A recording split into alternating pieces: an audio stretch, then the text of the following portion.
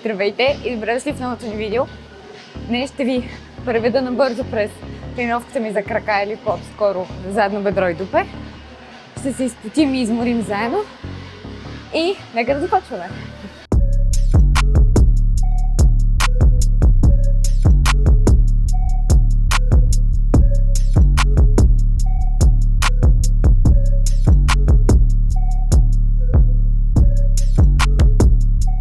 Започвам с разгъване за предно бедро с по един крак. И след това правим сгъване за задно бедро, пак по един крак, загрявка, 2 серии. Без почивка между серии. Добре.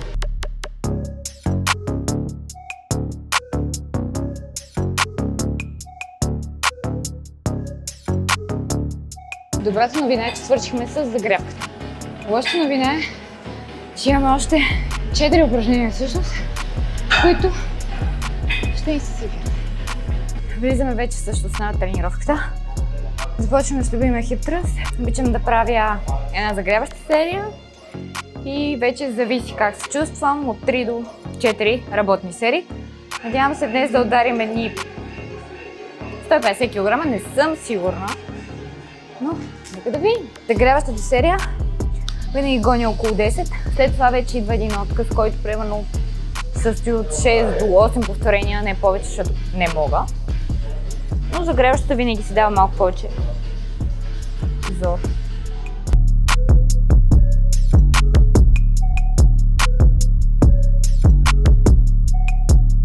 Загряващата ми серия започва с 80 кг, 10 повторения. След това започват работните. Започнахме с 100, 6 повторения, след това 120, 6 повторения и продължаваме нагоре да видим доколко ще стигнем. Тук си пише тренировките. Задължително трябва да е Марвел дневниче, защото иначе не върви. Тук си записвам прогреса на упражненията и всичко, защото иначе може да го забравим.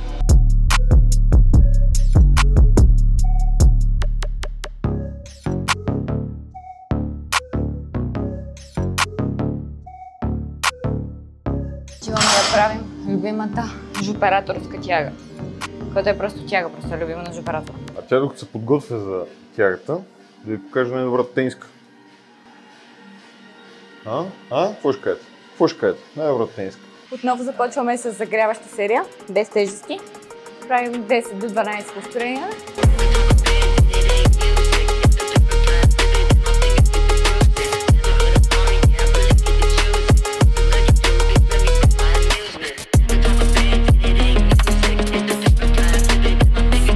Ще направя 4 серии, плюс едната загряваща, която няма броим към работните.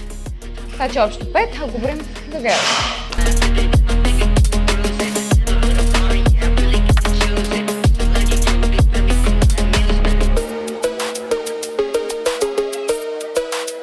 Най-големият по-скоро проблем при тягата е, че ръцете ми супер много се парзалят и дори да не са толкова много килограмите ми се парзаля лоста. И затова следващата серия трябва да се взема с килите, за да може да се направи по-хубаво повторение.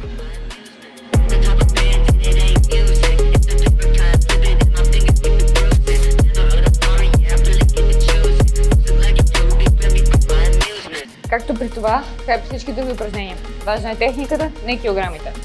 Сгадна техника, без значение колко килограми слагаме, няма смисъл. Когато техниката ни е добре, дори с по-малко килограми, нещата стават. Тоест като не ядеш достатъчно, не си помагаш на тялото? Не си помагаш на тялото, първо му вредиш. Реших да си направя един експеримент това лято. И нали, защото за лято всички трябва да сме супер изчистени, бла-бла-бла. Реших от... Сега ще излъжа на колко калории паднах, но реших да направя дефицит, като не послушах треньора си. Реших да направя дефицит, за да видя дали ще мога да сваля килограми. То не ми беше целта толкова да сваля, колкото ни да поизчистя. Хантара не го броим вече, в смисъл килограмите няма значение. Но това бяха около 2 месеца, в които аз мерех се, за да следя дали мърдам на килограми. Нищо. Храната ми беше оскъдна. Не много оскъдна, но аз бях свикнала на около 2200 ми бяха калориите за поддържане, още сами. И аз паднах доста под тях. Смисъл, няма споменавам всъщност калории, не защото ме е срам, а защото много хора обичат да гледат видеята и да си казват, о, тя яла еди колко си аз ще ям, защото тя може би е по-слаба. Както и да е. И за 2 месеца, даже може и 3 да кажа, аз не мръднах с грам. В смисъл, получаваше се една гадна водна задръжка и си казвам, добре, в калориен дефицит съм. Защо не свалям, тренирам, нещо не е наред? Ами да, не е наред, защото не се храня достатъчно. В момента, в който си дигнах калориите, началото на... Не, хайде да кажем средата на септември, аз вече съм 3 кг надолу, което е чак странно. Споменах на оператора, че 3 кг съм, а се спухвам да ям. Как става това? И той ми го каза. Добре, знаеш го, храната е ключа към всичко. Сваляме с храна, качваме с храна. Така че...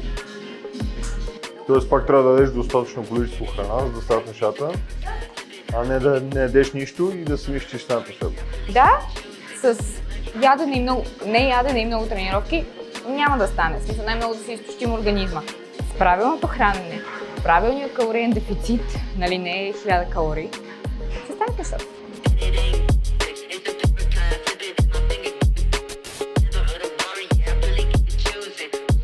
Готови сме?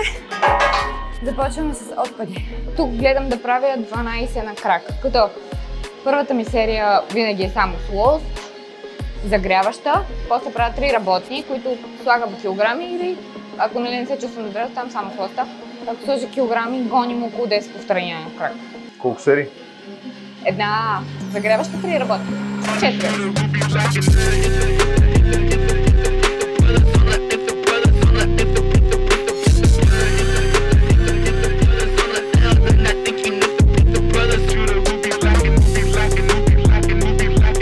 Имаме да ритаме горе на машина. Правим 4 серии по 10 до 12 повторения.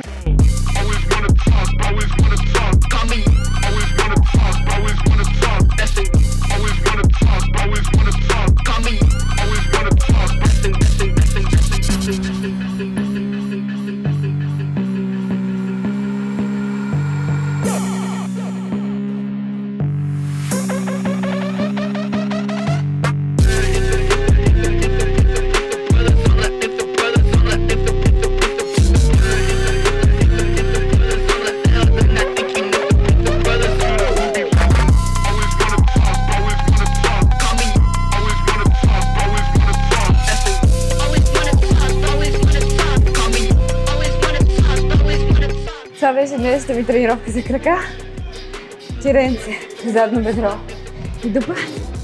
Надявам се да ви е харесало, да пробвате. Оставете коментарче долу и разбира се да дадете по-на палец. Бай!